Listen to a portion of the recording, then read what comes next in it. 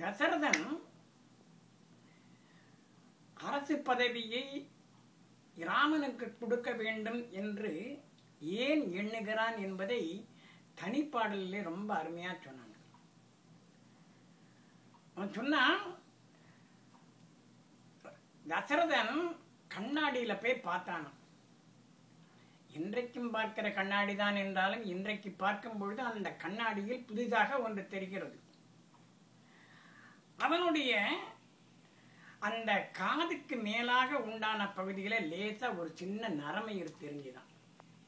அப்பதான் அவன் உணர்ந்தான், ஐயோ வயசாயிடுத்து, நம்முடைய பொறுப்புகளை எல்லாம் மற்றவரிடத்திலே ஒப்படைத்து போக வேண்டும் என்ற எண்ணம் அவனுக்கு தோன்றித்தான். மன்னனே, அவனியை மகனுக்கு ஈந்து நீ பன்னரும் காலம் தவம் புரி பருவம் ஈதி என கண்ண மூலத்தில் கழற வந்ததென மின்னன கருமை போய் வெளுத்தது ஒரு மயில். அந்த கண்ணாடியில பார்க்கும்போது அப்படியே லேசா ஒரு சின்ன தலைமயிறு வெள்ளையா இருந்துதான். அருமையாக சொன்னார்கள். அதுக்கு வெளுத்த காரணம் என்ன என்பதை இன்னொரு பாடலே ரொம்ப அருமையா சொன்னான். அடே, ராவணன் செய்த தீமைதான் இவன் கண்ணாடியில பார்க்கும்படி ஆச்சு. அப்படி கண்ணாடியில பார்க்கும்போதுதான் இவனுடைய தலைமயிர் வெளுத்தது தெரிய வந்தது என்றான். தீங்கிழை ராவணன் செய்த தீமைதான் ஆங்கு ஓர் நரையது ஆய் அணுகிற்றான் என பாங்கில் வந்திடு நரை படிம கண்ணாடி ஆங்கதில் கண்டனன் அவனி காவலன் என்பதாக அழகாக தனிப்பாடல் 2 சொல்லப்படுகிறது. அப்படிப்பட்ட நிலையிலே அரசு பதவியை, அந்த ஆட்சி பொறுப்பினை தன்னுடைய மகனிடத்திலே ஒப்படைத்து போக வேண்டும் என்ற தீர்மானம் ஆன பின்னாலே தன்னுடைய பையனை வர சொல்றான். பொறுப்பை ஒப்படைப்பதற்கு முன்னதாக அந்த பொறுப்பினை ஏற்று சிறப்பாக நடத்துவானா என்பதையும் பார்க்க வேண்டியது என்பது அரசனுடைய கடமை அல்லவா? அப்படி பார்ப்பதற்காக ராமனை வரவழைத்து அப்படியே ஆலிங்கனம் செய்து கொண்டானா.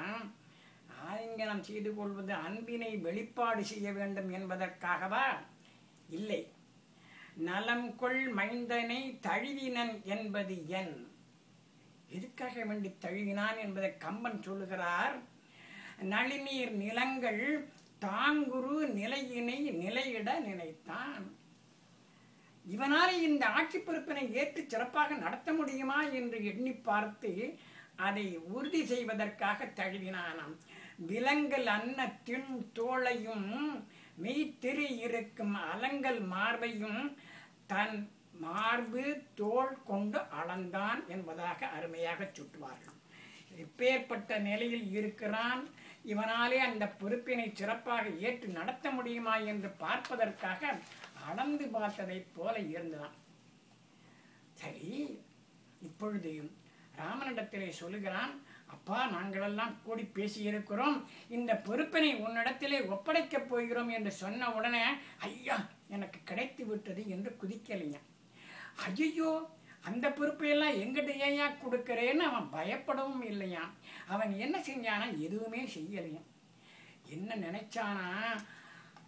நம்முடைய அரசர் பெருமான் ஆணையிட்டிருக்கிறார், அதை ஏற்று நடத்த வேண்டும், அதுதானே என்னுடைய கடமை என்று கருதினானாம்.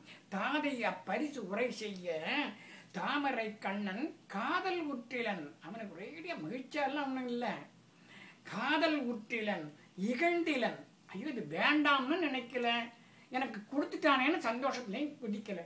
கடன் விதி என்று உணர்ந்தும் யாது கொற்றவன் ஏதியது அரசனுடைய ஆணை என்ன, அது செயலன்றோ நீதி ஏற்கே என நினைத்தும் அப்பணி தலைமையை கொண்டான்.